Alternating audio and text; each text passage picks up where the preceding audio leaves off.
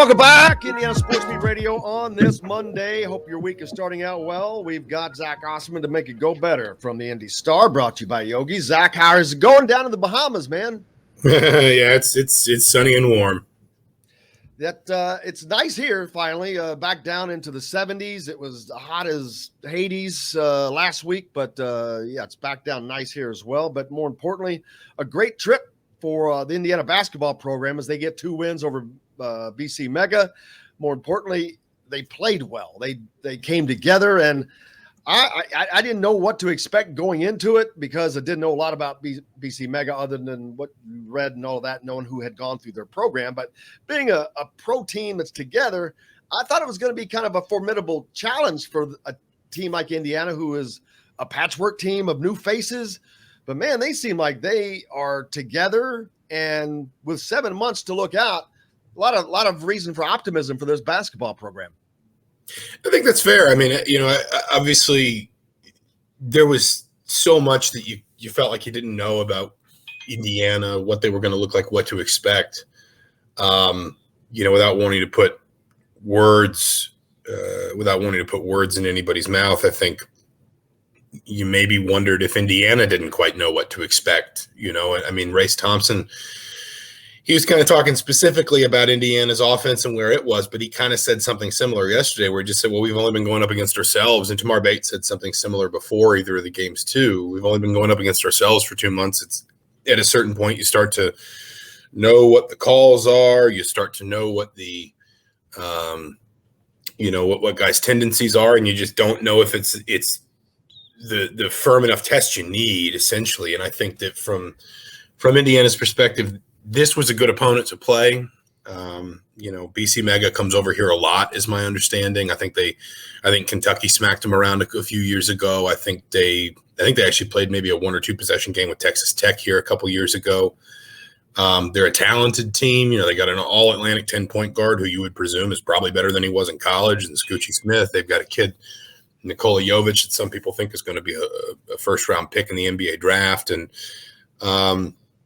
Friday night was probably a little bit more in Indiana's favor because Mega had basically nothing to study, from the perspective. I mean, I don't think you can even necessarily look at Mike Woodson's time as a head coach in the NBA because it's how do you match that up to the personnel Indiana has when half their team is new.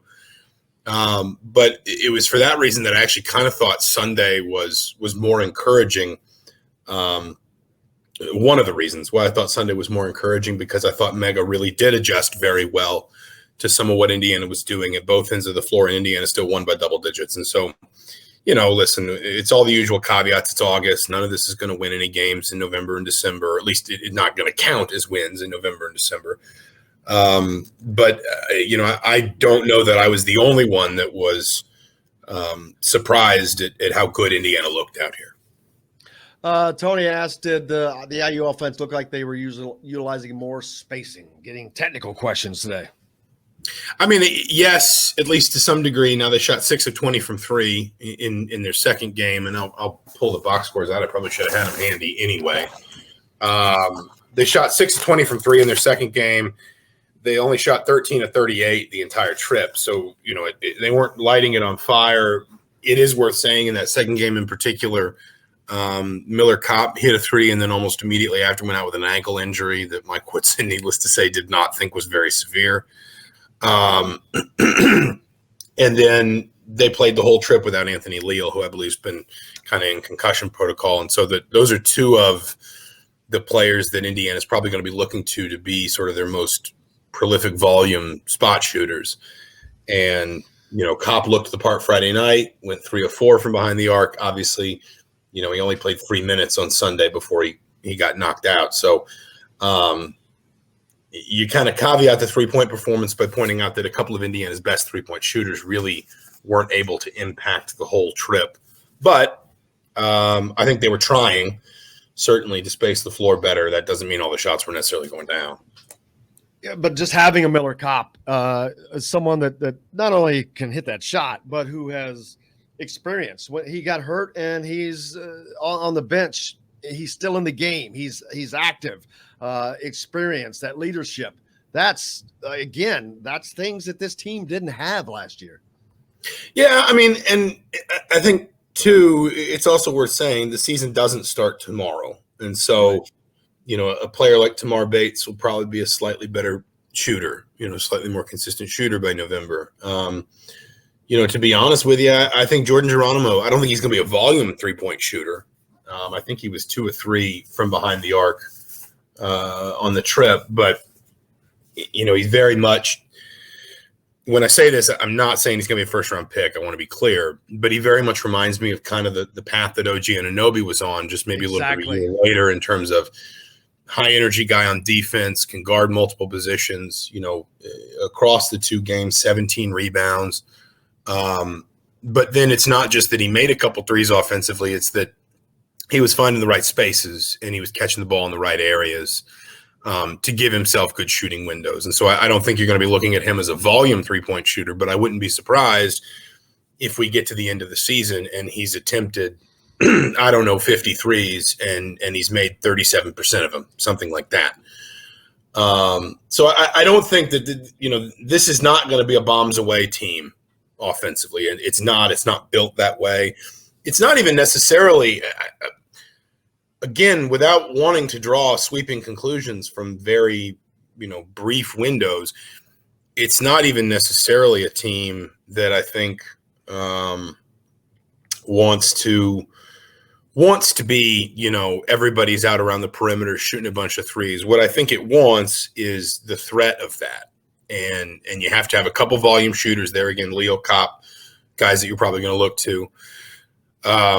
But, if you also have a Jordan Geronimo who defenses feel like they can't sag off of, even if he's not necessarily going to take 7 threes a game, if defenses feel like they've got to follow him all the way to the perimeter, there's a driving lane. If Race Thompson, who hit 1 3 yesterday, can even be a 33, 34% 3-point shooter, then defenses are going to feel like they can't leave him free on the perimeter.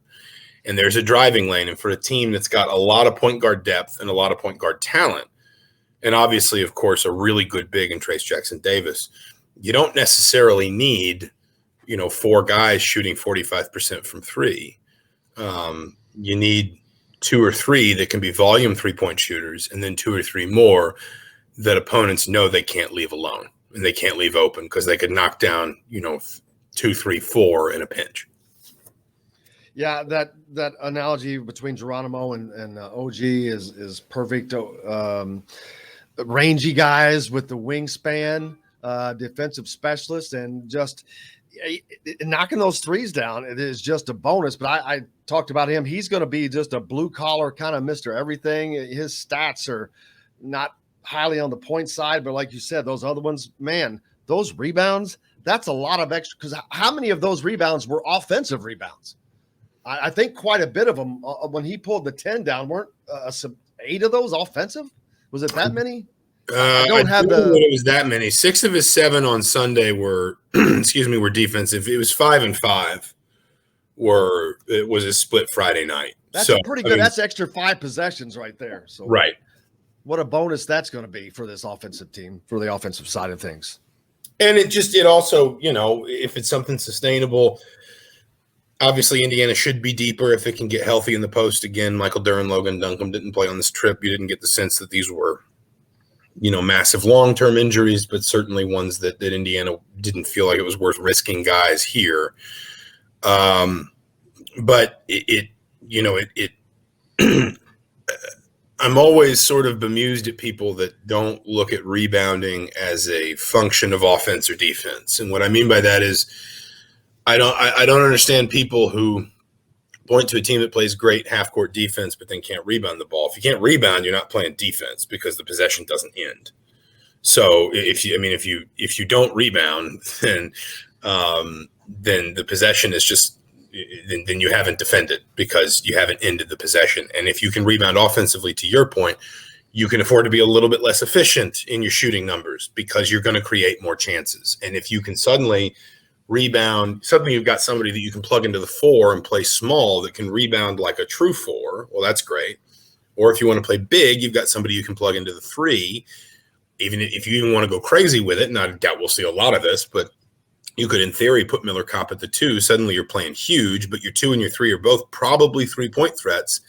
and then you can rebound really, really, really well, at least in theory. And so it's, this team is just what you're looking for, I think, is what kind of sense of itself does this team have? What sense of roles do guys have?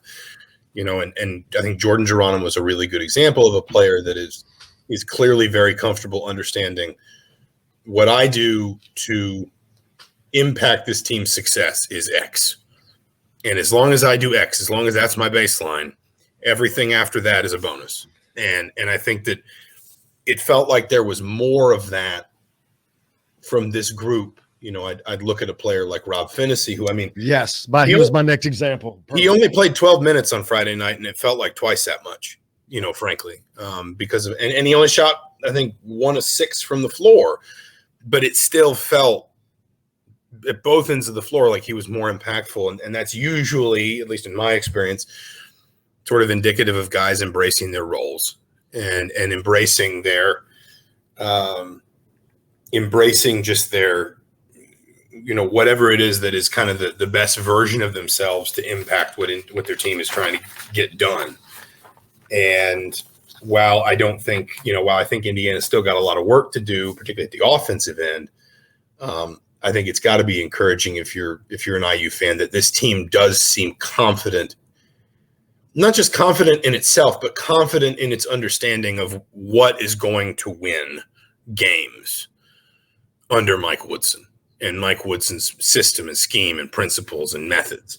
I think that's what should be encouraging.